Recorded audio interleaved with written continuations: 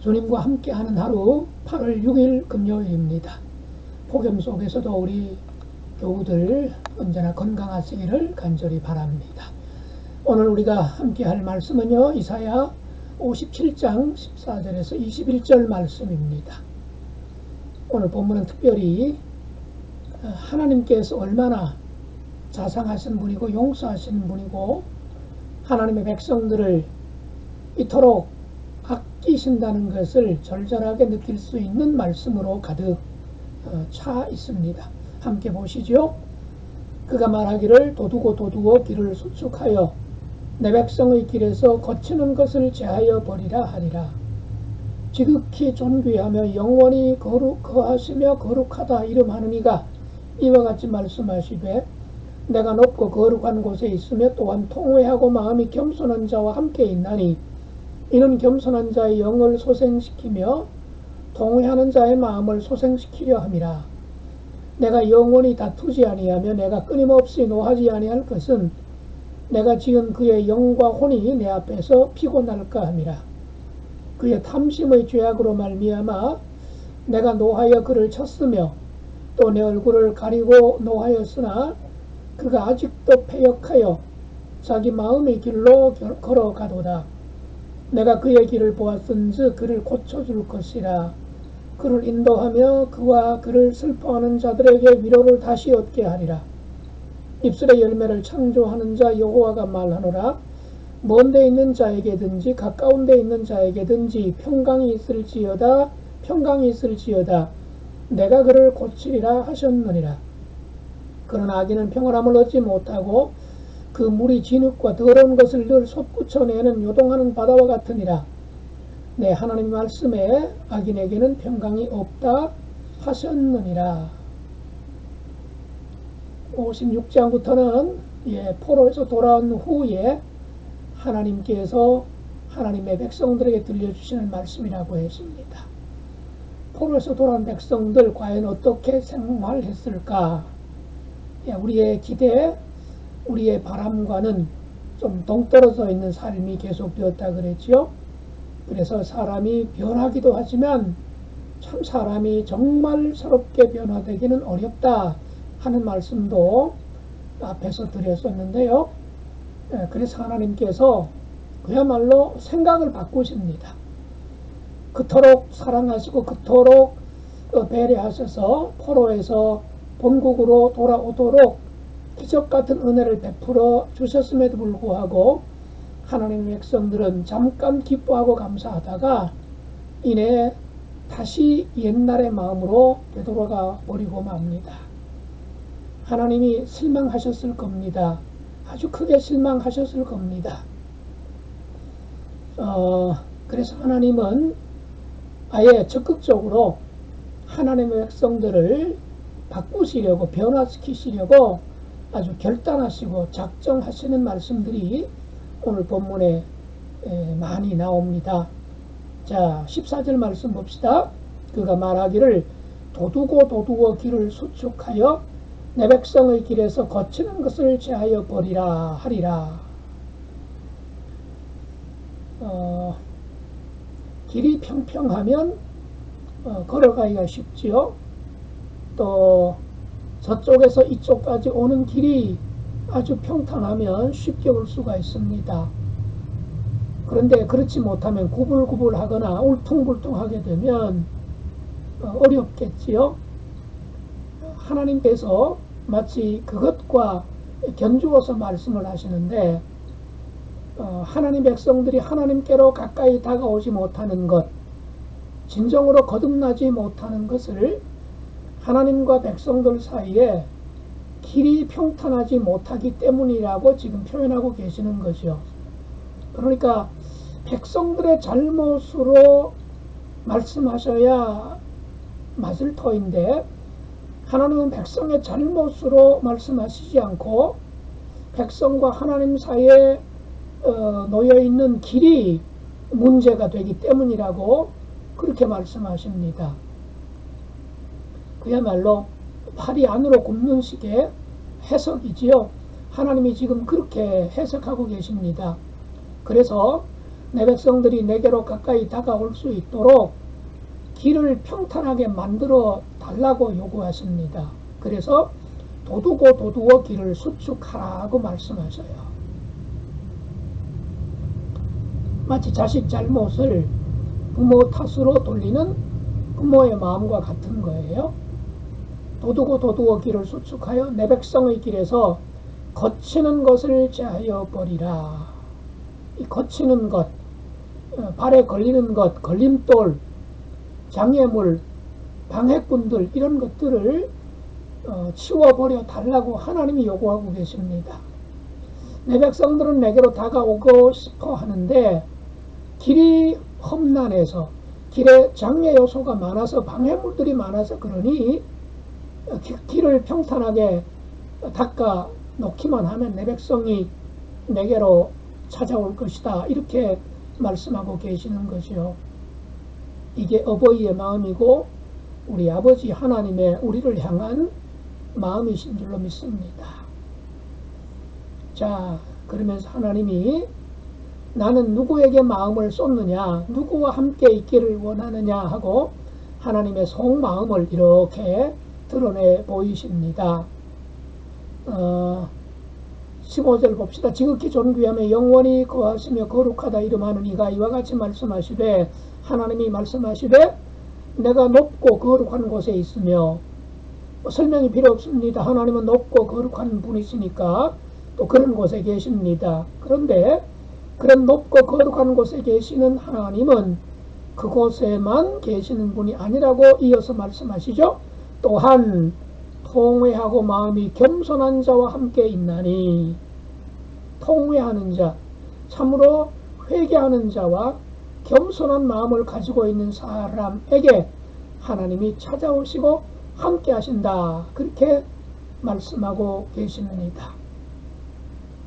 자, 그러면서 하나님이 이스라엘 백성들을 징계하셨고 또 포로 생활하게 하셨고 고생하고 고통을 겪게 하셨는데, 그런 과정 속에 하나님의 백성들이 지쳐버릴까봐, 낙심할까봐, 아예 그냥 주저앉아 버릴까봐 하나님이 참 불안해하시는 마음을 갖고 계세요.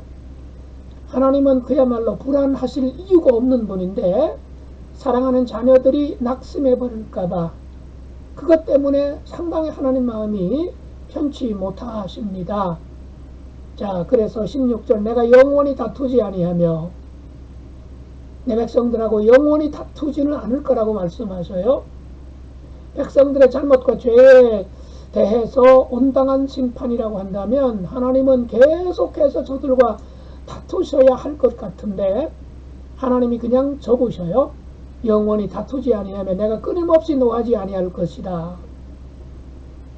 하나님이 그야말로 마땅히 당해야 될 형벌을 다 부과하지 않으신다는 것이죠.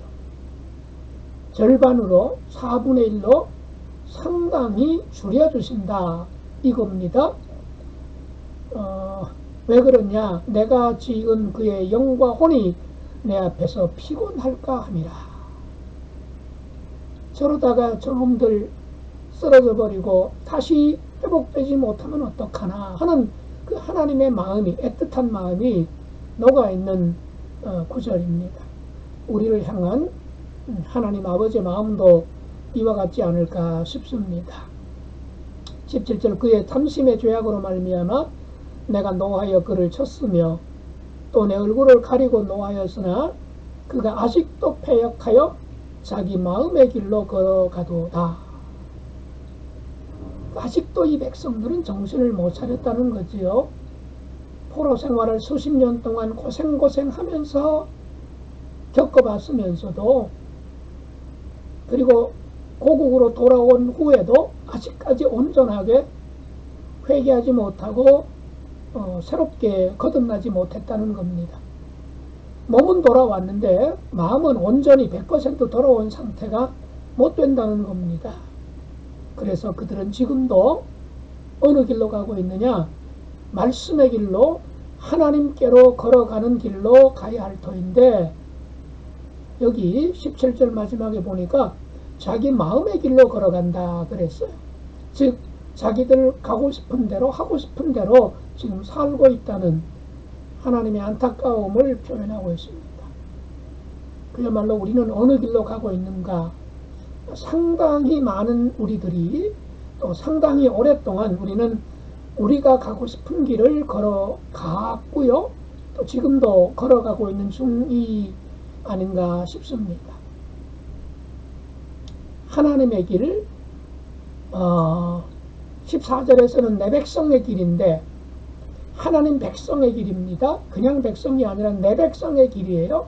하나님을 주인으로 고백하는 하나님 백성의 길로 가야 되는데 이 백성들은 자기 마음의 길로 걸어가고 있다는 얘기예요. 우리로 말한다면 예수님이 길이 아닙니까? 내가 곧 길이요 진리요 생명이다. 내가 진리의 길이고 생명의 길이다. 누구든지 내게로 오는 자는 내가 내치지 않는다. 그렇게 말씀을 해 주셨는데 우리는 하나님의 길로 주님의 길로 예수님께로 간다라고 말은 하지만 우리의 생각이나 우리의 일상생활 속에서는 내가 가고 싶은 길을 가고 싶어 하기도 하고요. 또 실제로 그렇게 그냥 내가 하고 싶은 일을 하면서 그렇게 걸어가는 경우가 참 많지 않나 하는 생각이 듭니다. 그래서 우리가 그런 길을 걸어가는 것을 하나님이 안타깝게 지켜보신다. 이게 18절이죠. 내가 그의 길을 보았은즉 그를 고쳐줄 것이라. 자, 앞에서 14절에서는 내 백성의 길이 내게로 뚫려 있는데 그 길이 너무 험난해서 구불구불해서 울퉁불퉁해서 내 백성이 내게로 오는 길이 힘들고 어렵다. 그래서 길을 평탄하게 해 주어야 된다라고 말씀하셨는데 여전히 이스라엘 백성들은 하나님의 그런 마음을 잃지 못하고 자기 마음의 길로 걸어갑니다. 자, 그래서 하나님이 더 적극적으로 나서서요. 어떤 방법을 쓰십니까? 그를 고쳐줄 것이라. 저 14절에서는 길을 평탄케, 길을 고쳐주겠다라고 말씀하셨는데 18절에 와서는 아예 백성들을 고쳐줘야 되겠다라고 말씀하십니다. 길이 어떠냐가 문제가 아니라는 것이지요. 길이 울퉁불퉁하냐 또는 길이 뭐냐 길이 험난하냐 이게 중요한 것이 아니라 그 길을 걸어가야 될 백성의 마음이 중요하다는 얘기지요. 뭐 그런 그 트로트 가수도 있지 않습니까?